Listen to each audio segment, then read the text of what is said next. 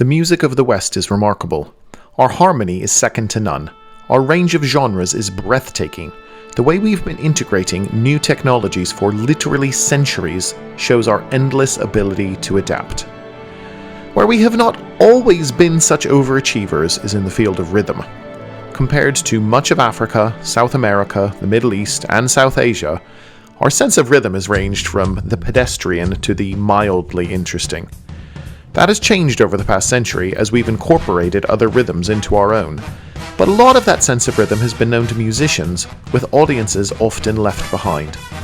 This is an introduction to some of the interesting things that have been going on, as well as a look at an African genre which seems to deal with rhythm much more intuitively.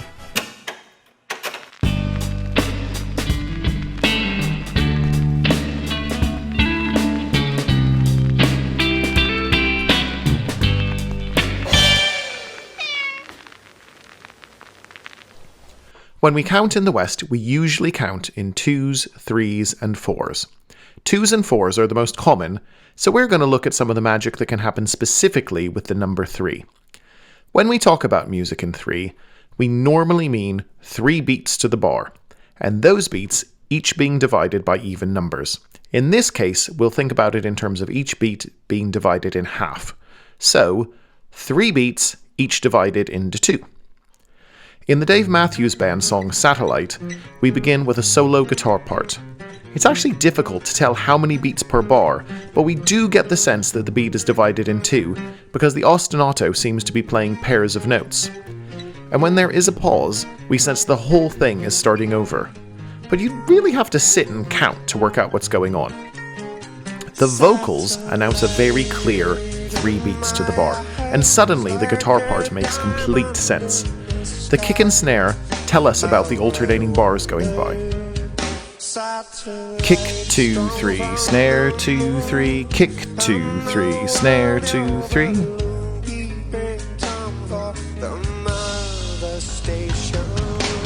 The chorus takes our 3 groups of 2 and flips it into 2 groups of 3. In Western counting, we go from 2 and 3 and 1 and 2 and 3 and 1 and 2 and 1 and 2 and 1 and 2 and 1 and 2 and. The actual notes don't change speed, but the groupings dramatically change the feel of the song. Because each group of notes takes longer, the song feels like it's slowed down. We call this time 6/8 as a shorthand for saying that there are 2 groups of 3. And we actually just count 6/8 as 1 2 1 2, but each beat has 3 subdivisions. Huh? 3/4 is 3 beats per bar, with each beat usually divided into 2. 6/8 is 2 beats per bar, with each beat divided into 3. You get 6 subdivisions both ways, it just depends if you want 3 groups of 2 or 2 groups of 3. If all of this sounds confusing, that's a little glimpse into how Western music often overcomplicates rhythm. In the Indian system Konakal, groups of 2 are given the rhythmic syllables taka, and groups of 3 are given the rhythmic syllables takita. The sounds are much more rhythmically precise. Compare takita to 1 and a. Where does the beat actually happen when you count 1? Not on the w, as you might expect, but on the a. 1. In Konakal, you can communicate rhythms using sounds in the same way we can communicate pitch with the solfege syllables do, re, mi.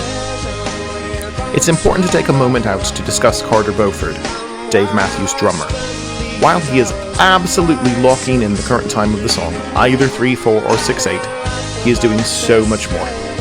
In the transitions, he combines both times effortlessly. Then in the 6/8 section, he is almost always maintaining the 3/4 against it. This gives the choruses a greater sense of tension, which feels resolved when the song goes back to the verse. We usually think of tension in pop music being created by harmony, less often by rhythm. Here, there is a rhythmic sense of home. Just as in harmony, there is a sense of home with the 1 chord.